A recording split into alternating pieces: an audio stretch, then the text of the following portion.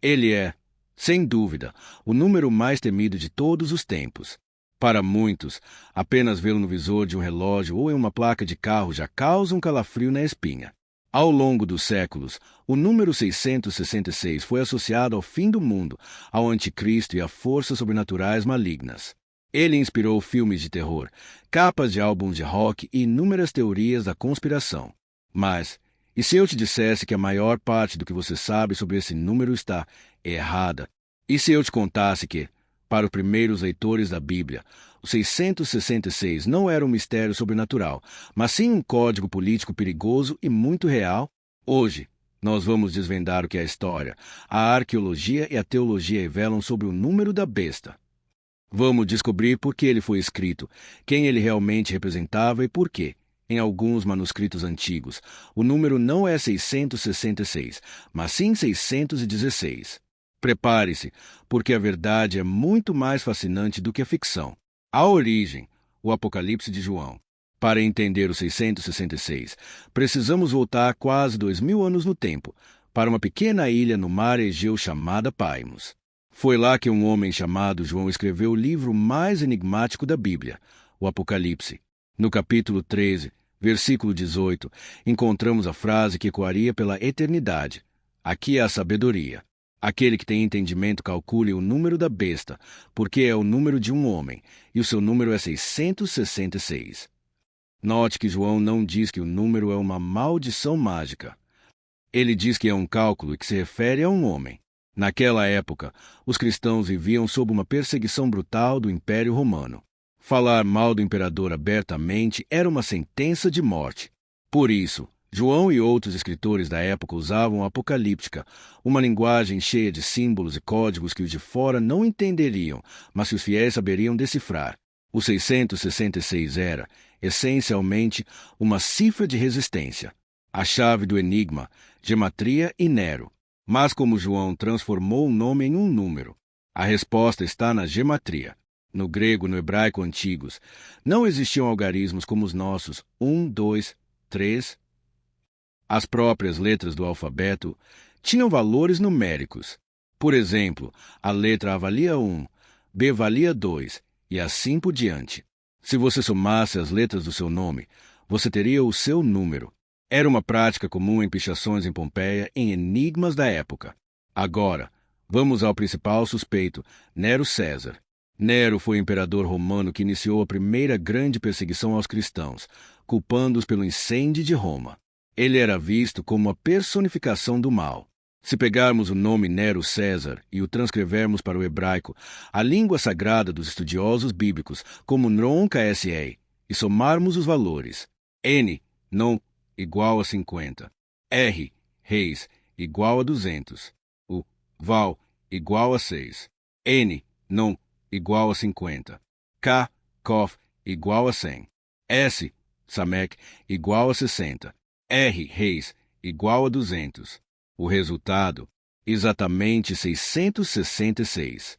Isso explica porque o número era de um homem. João estava apontando o dedo para o opressor de sua época, sem dizer o nome dele em voz alta. E quer uma prova arqueológica incrível? Em 2005, arqueólogos analisaram o papiro 115, o manuscrito mais antigo conhecido do Apocalipse, e nele o número escrito não é 666, mas sim 616. Isso parece um erro, mas na verdade confirma a teoria de Nero. Se você escrever o nome de Nero em latim, Nero César, em vez de grego, e passar para o hebraico, o N final, que vale 50, desaparece. 666 menos 50 é igual a 616. O código funcionava em várias línguas.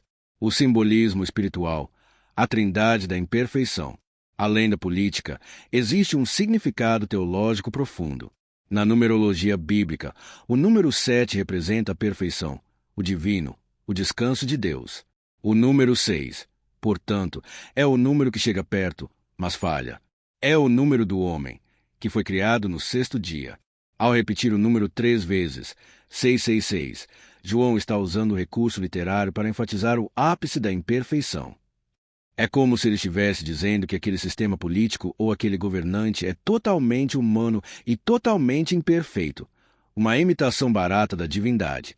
Enquanto Deus é 777, a besta é 666, uma tentativa frustrada de alcançar o divino através do poder humano, da violência e do ego. É a trindade do fracasso.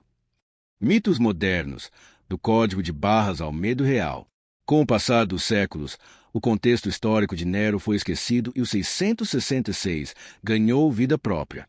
Na década de 70 e 80, com o surgimento do código de barras, surgiu uma teoria de que o número estava escondido em cada produto que compramos.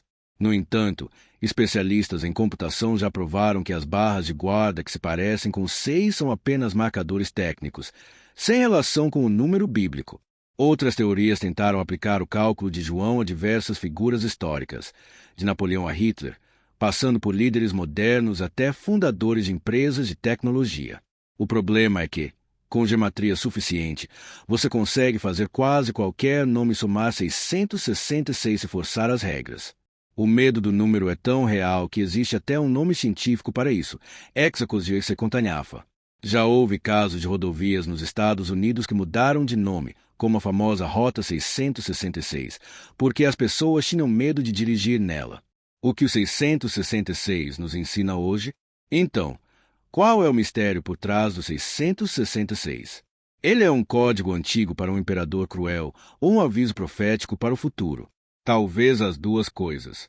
Historicamente, ele nos mostra como os primeiros cristãos resistiram à tirania usando a inteligência e a arte. Simbolicamente, o 666 serve como um aviso eterno contra o poder absoluto e a desumanização. Ele nos lembra que qualquer sistema que coloca o ego e o controle acima da humanidade e da ética está destinado a ser 6, ou seja, incompleto e falho. O verdadeiro mistério não está no número em si, mas em como nós, seres humanos, lidamos com o poder e o medo. E você? O que acha dessa interpretação histórica? Acredita que o 666 ainda guarda algum segredo para o futuro ou que ele já foi cumprido no passado de Roma? Deixe sua opinião nos comentários. Eu quero muito saber o que você pensa. Se você gostou desse mergulho na história e nos mistérios, não esqueça de deixar o seu like e se inscrever no canal. Isso ajuda muito a gente a continuar produzindo conteúdos profundos como este. Obrigado por assistir e até o próximo mistério.